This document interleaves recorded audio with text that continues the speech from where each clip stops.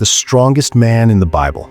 He was a man chosen by God before he was even born and gifted with supernatural strength to save his people. This is a man who could rip a lion apart with his bare hands and kill 1,000 enemy soldiers with nothing but the jawbone of a donkey. But this biblical superhero had a fatal flaw, a weakness for the wrong women that would lead to his betrayal, blindness, and a truly tragic end.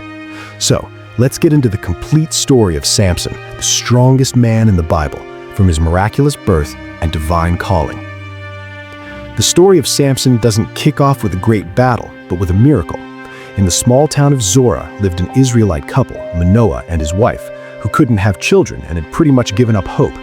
At this time, the people of Israel were under the thumb of their oppressors, the Philistines. One day, an angel of the Lord appeared to Manoah's wife and gave her a staggering message. She was going to have a son. But this wasn't going to be just any kid. The angel said her son was destined to begin the process of freeing Israel from Philistine rule. From the moment of his conception, this child was to be set apart for God as a Nazirite for his entire life. This was a sacred vow that came with some very strict rules. First, he could never drink wine or have any product from the grapevine. Second, he was forbidden from touching a dead body. And third, the most famous and crucial part of his vow, a razor was never to touch his head. His uncut hair would be the outward sign of his unique relationship with God, the very symbol of the covenant that gave him his divine power. His parents did exactly as the angel instructed, and the promised child was born. They named him Samson. The rise of a champion and his feats of strength. As Samson grew up, it was obvious the Spirit of the Lord was with him. His strength wasn't just impressive, it was supernatural, a power that exploded out of him in moments of crisis.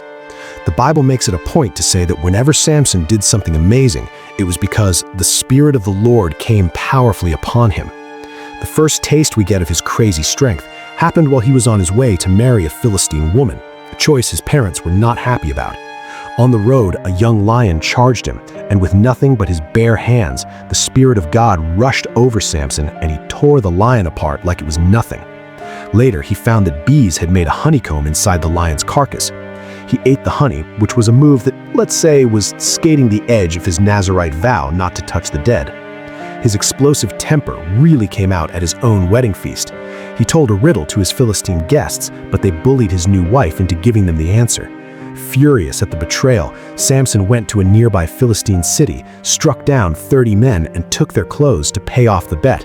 When he came back and found out his father-in-law had given his wife to his best man, his personal vendetta escalated. In a wild act of destructive creativity, he caught 300 foxes, tied their tails together in pairs with torches, and let them run loose through the Philistines' fields, burning everything to the ground. The furious Philistines retaliated by killing his former wife and her father. This only poured fuel on the fire of Samson's rage. His one-man war against the Philistines hit a new peak when he was cornered by an army of 1,000 men. Finding the fresh jawbone of a donkey, he used it as a club to single-handedly slay all 1,000 of them. His reputation and power grew. On another occasion, in the Philistine city of Gaza, his enemies surrounded the city gates to ambush him at dawn. But in the middle of the night, Samson got up, tore the massive city gates, posts, bar, and all, right out of the ground, and carried them on his shoulders to the top of a hill. For 20 years, Samson judged Israel, not by leading an army, but through these stunning individual acts of power that terrified the nation's oppressors. The betrayal of Delilah. For all his God-given strength, Samson had one deep, recurring weakness, his attraction to Philistine women. This flaw had already sparked so much conflict, but it would ultimately be his undoing. The beginning of the end started when he fell in love with a woman from the valley of Sorek named Delilah. The lords of the Philistines saw their chance and went to Delilah with her offer she couldn't refuse. They would each pay her 1,100 pieces of silver if she could figure out the secret to Samson's strength and help him capture him. Driven by greed, Delilah got to work. "Tell me," she'd plead, "what's the secret to your great strength?" Samson, probably thinking it was a game, decided to mess with her. First, he told her that if he were tied up with 7 fresh bowstrings, he'd be as weak as anyone else. She tried it, but he snapped them like thread. She kept at it, accusing him of making fun of her. So next, he told her new ropes would do the trick. She tied him up while he slept, and again he broke free with no effort at all. Getting more desperate, Delilah dialed up the emotional pressure.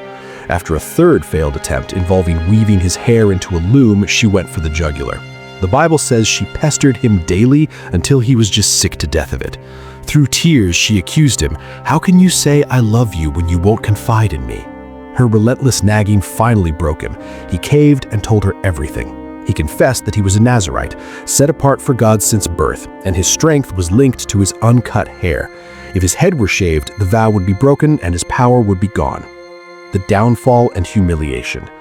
Delilah knew he had finally told her the truth. She sent a message to the Philistine rulers who came with the silver in their hands. As Samson slept on her lap, she had a man come in and shave off the 7 braids of his hair. When she screamed, "The Philistines are upon you, Samson," he woke up thinking he could escape just like before. But this time was different. The Bible gives us the heartbreaking line, "But he did not know that the Lord had left him." His supernatural strength was gone. He was just a man. The Philistines seized him, and their revenge was brutal.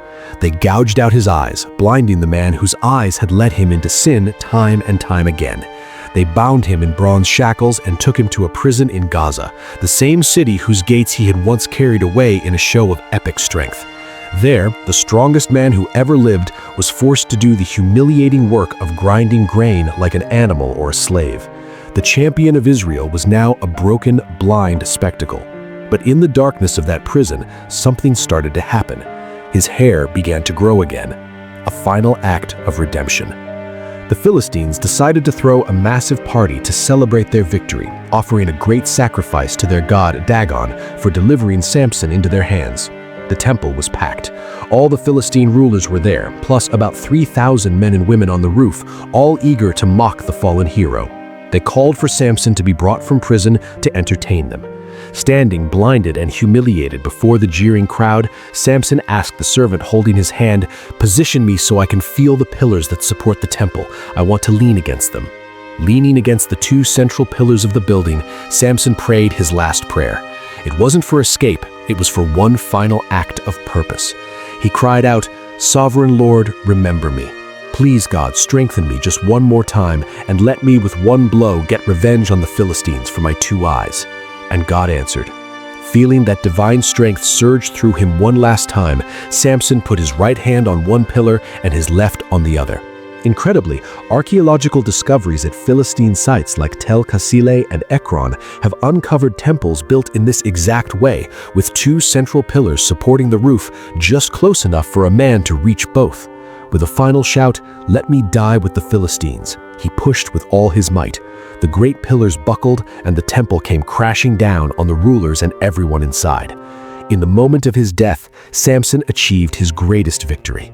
The Bible notes that he killed more Philistines when he died than in his entire life.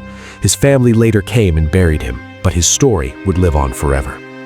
Samson's story is a powerful and tragic story about squandered potential. It's a gripping reminder that God-given talent in one part of your life doesn't cancel out moral weakness in another. His constant compromises show how easily small acts of disobedience can spiral into a total catastrophe. And yet, even after his worst failures, his story doesn't end in shame. It ends with redemption. His final prayer was from a man who finally realized his strength never truly came from his hair, but from God alone. And in that last sacrificial act, God restored his power and used him to fulfill his ultimate purpose. What do you think is the biggest lesson from Samson's life? Let us know in the comments below. And if you enjoyed this story, make sure you like this video and subscribe for more stories from the epic narratives of the Bible.